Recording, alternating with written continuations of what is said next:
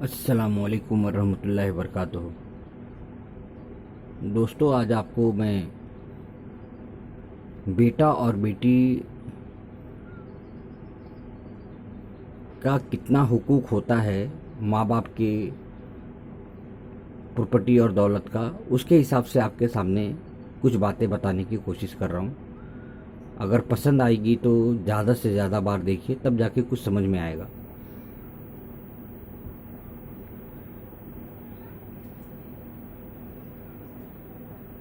ये देखिए, आपके सामने छोटी सी बातें मैं रखना चाहता हूँ कि बेटों का भी हुकूक होता है और बेटियों का हुकूक भी होता है। अगर जिस तरीके से माँ बाप के इंतकाल के बाद में बेटे सारे प्रॉपर्टी के ऊपर में हक जमा देते हैं, उसी तरीके से बेटियों का भी हक होता है। मैंने कुछ बुजुर्गों से बात किया तो उनको इल्म ना होने की वजह से उन्होंने कहा कि जब हम बेटी की शादी कर देते हैं तो सारा हक अदायगी हो गया। नहीं, अगर बेटे की शादी कर देते हैं तो हक अदायगी नहीं होता है। बेटा तो आपकी प्रॉपर्टी के ऊपर में अपना कब्जा करता है। तो उसी तरीके से वो जो प्रॉपर्टी माँ बाप का है, उस प्रॉपर्टी के ऊपर में बेटियों का भी हक है। अगर दो बच्चे हैं, अगर दो ही बच्चे हैं, एक बेटा है और एक बेटी है, तो 1 रुपया 50 पैसे से हिसाब करना है प्रॉपर्टी का। मान लीजिए कि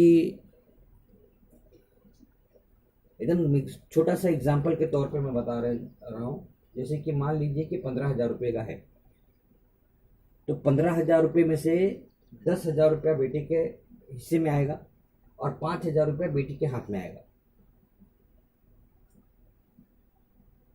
और अगर दो बच्चों से ज़्यादा बच्चे हैं, जैसे 4 बेटे हैं और 3 बेटियां हैं, तो जो प्रॉपर्टी का जो हिस्सा होगा वो 6 से डिवाइड होगा। तो 6 के हिसाब से आप देखोगे, मान लीजिए 60,000 की प्रॉपर्टी है, तो 40,000 बेटों के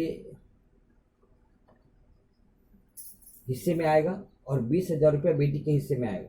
अब ये 40,000 रुपये में जो 4 बेटे आपको मैंने बताया, और चारों बेटे आपस में डिवाइड कर लेंगे, और जितनी बेटियां हैं, मतलब 3 बेटियां बताया, तो जो उनके हिस्से में 20,000 आया, तो 20,000 रुपये तीनों बहनें आपस में डिवाइड कर लेंगी। और इसकी अंदर में आपको और 2-4 बातें रोशनी में डालना चाहता हूं। बेटों का 2 हिस्सा होता है, बेटियों का 1 हिस्सा होता है। बेटे को 2 हिस्सा मिला, बेटी को 1 हिस्सा मिला।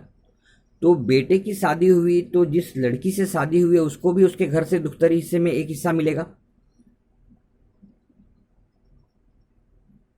तो वो 1 हिस्सा यहाँ लेके आएगी और यहाँ से बेटे का 2 हिस्सा, इसका भी 3 हिस्सा हो गया। माँ बाप के घर से इस बच्ची को मिला 1 हिस्सा, और जिस घर में शादी करके गई उस लड़के को मिला 2 हिस्सा, तो वो ये भी बराबर हो गई।